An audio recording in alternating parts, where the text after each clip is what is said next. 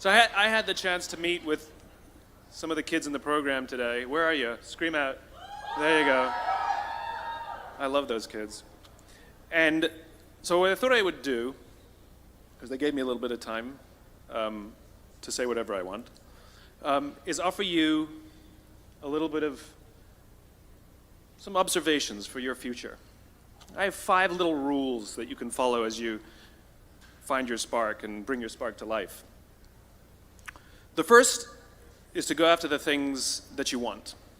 Let me tell you a story. So a friend of mine and I, we went for a run in Central Park. The Roadrunners organization, on the weekends, they host races. And it's very common at the end of the race, they'll have a sponsor who will give away something, apples or bagels or something. And on this particular day, when we got to the end of the run, there were some free bagels.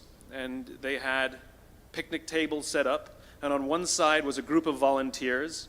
On the table were boxes of bagels, and on the other side was a long line of runners waiting to get their free bagel. So I said to my friend, let's get a bagel. And he looked at me and said, the line's too long. And I said, free bagel. And he said, I don't want to wait in line. And I was like, free bagel. And he says, nah, it's too long. And that's when I realized that there's 2 ways to see the world. Some people see the thing that they want, and some people see the thing that prevents them from getting the thing that they want. I could only see the bagels. He could only see the line. And so I walked up to the line. I leaned in between 2 people, put my hand in the box, and pulled out 2 bagels. And no one got mad at me, because the rule is you can go after whatever you want. You just cannot deny anyone else to go after whatever they want. Now, I had to sacrifice choice. I didn't get to choose which bagel I got. I got whatever I pulled out, but I didn't have to wait in line. So the point is you don't have to wait in line. You don't have to do it the way everybody else has done it. You can do it your way. You can break the rules. You just can't get in the way of somebody else getting what they want. That's rule number 1. Rule number 2. I like this one. In the 18th century, there was something that spread across Europe and eventually made its way to America called puerperal fever, also known as the Black Death of childbed. Basically what was happening is women were giving birth and they would die within 48 hours after giving birth. This Black Death of childbirth was the ravage of Europe, and it got worse and worse and worse over the course of over a century. In some hospitals, it was as high as 70% of women who gave birth who would die as a result of giving birth. But this was the Renaissance.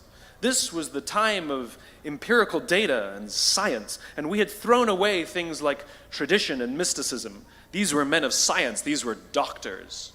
And these doctors and men of science wanted to study and try and find the reason for this Black Death of childbed, and so they got to work studying, and they would study the corpses of the women who had died. And in the morning they would conduct autopsies, and then in the afternoon they would go and deliver babies and finish their rounds. And it wasn't until somewhere in the mid-1800s that Dr. Oliver Wendell Holmes, father of Supreme Court Justice Oliver Wendell Holmes, realized that all of these doctors who were conducting autopsies in the morning weren't washing their hands before they delivered babies in the afternoon. And he pointed it out and said, guys, you're the problem.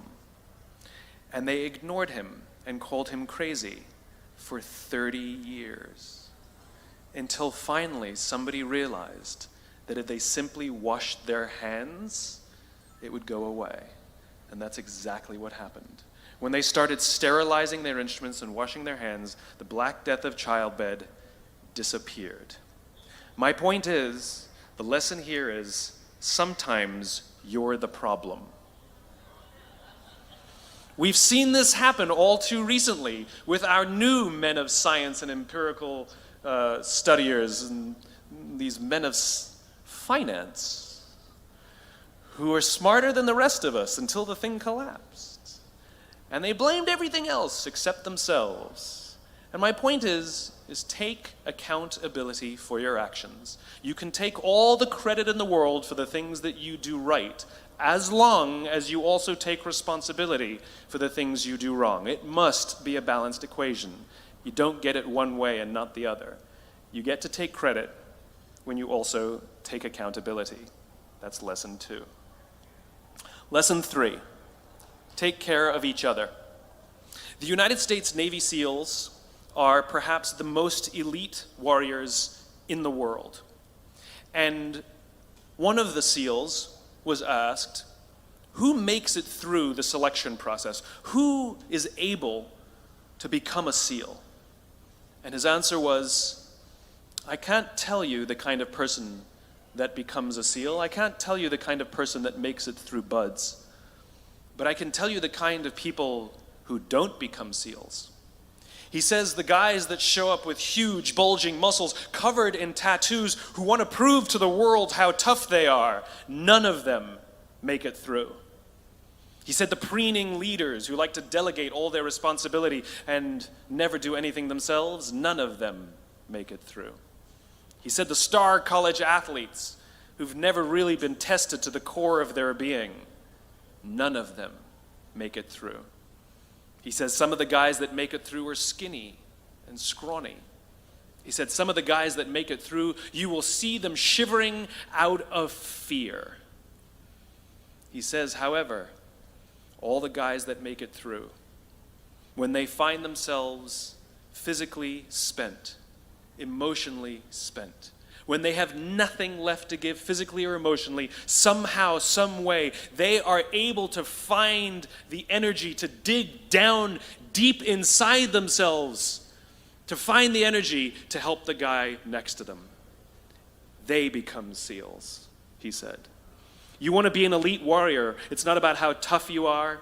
It's not about how smart you are. It's not about how fast you are. If you want to be an elite warrior, you better get really, really good at helping the person to the left of you and helping the person to the right of you. Because that's how people advance in the world. The world is too dangerous and the world is too difficult for you to think that you can do these things alone. If you find your spark, I commend you. Now, who are you going to ask for help, and when are you going to accept help when it's offered? Learn that skill. Learn by practicing helping each other.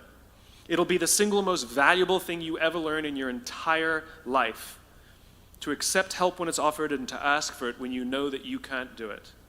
The amazing thing is when you learn to ask for help, you'll discover that there are people all around you who've always wanted to help you. They just didn't think you needed it because you kept pretending that you had everything under control. And the minute you say, I don't know what I'm doing, I'm stuck, I'm scared, I don't think I can do this, you will find that lots of people who love you will rush in and take care of you. But that'll only happen if you learn to take care of them first.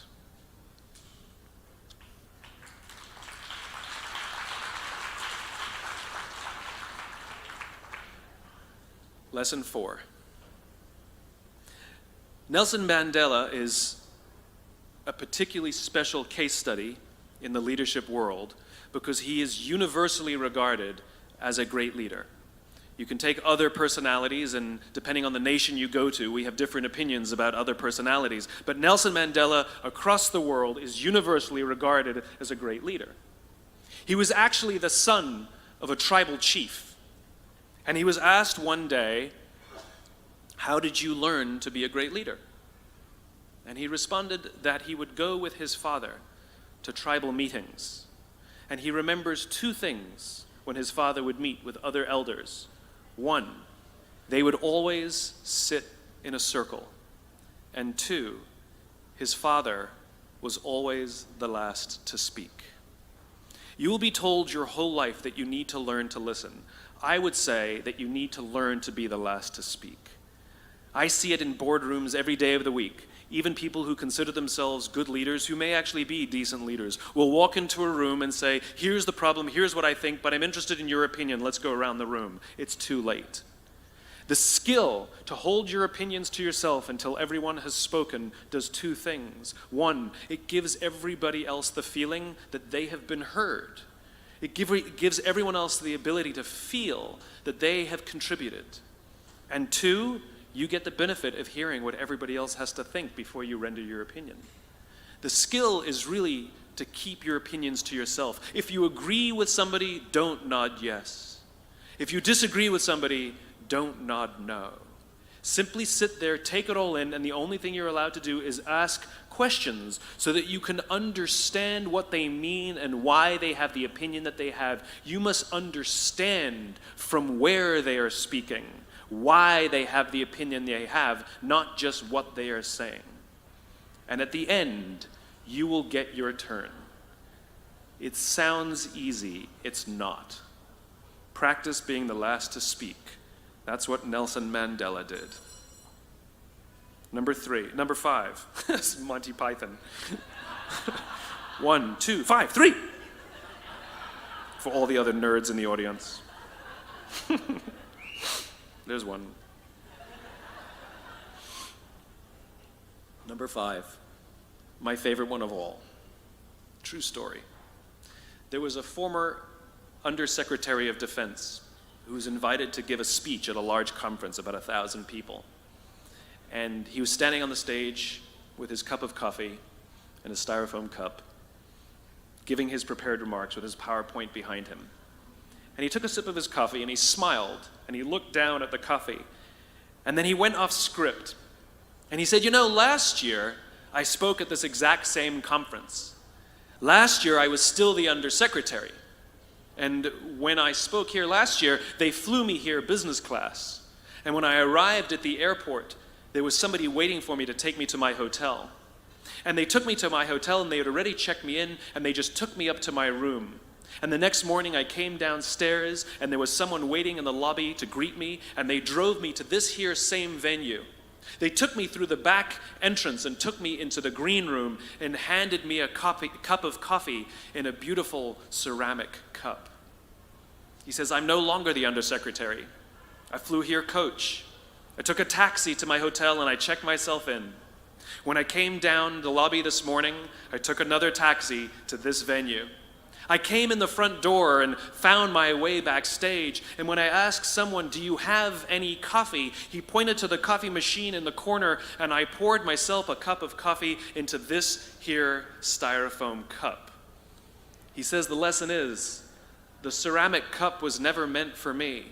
It was meant for the position I held. I deserve a styrofoam cup. Remember this. As you gain fame, as you gain fortune, as you gain position and seniority, people will treat you better. They will hold doors open for you. They will get you a cup of tea and coffee without you even asking. They will call you sir and ma'am, and they will give you stuff. None of that stuff is meant for you. That stuff is meant for the position you hold. It is meant for the level that you have achieved of leader or success or whatever you want to call it. But you will always deserve a styrofoam cup. Remember that. Remember that lesson of humility and gratitude. You can accept all the free stuff. You can accept all the perks. Absolutely, you can enjoy them. But just be grateful for them and know that they're not for you. I remember getting off the Acela. I took the Acela from New York to Washington, D.C. And I got off the train like everybody else. And I was walking down the platform like everyone else, and I walked past General Norty Schwartz, who used to be the Chief of Staff of the United States Air Force, the head of the Air Force. And here I did, you see a guy in a suit, schlepping his own suitcase down the platform just like me.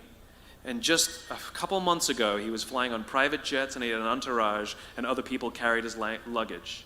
But he no longer held the position. And so now he got to drag his own suitcase. And never did it sort of remind me more that none of us deserve the perks that we get. We all deserve a styrofoam cup. It was a pleasure meeting you guys this afternoon. I was blown away by your honesty and your curiosity and your poise And I am confident that the future is bright, despite the fact that America looks like an absolute mess right now. I am confident that the future is bright for one reason and one reason only, because you will grow up and you will be our future. Thank you very, very much, guys. You're wonderful. Thank you.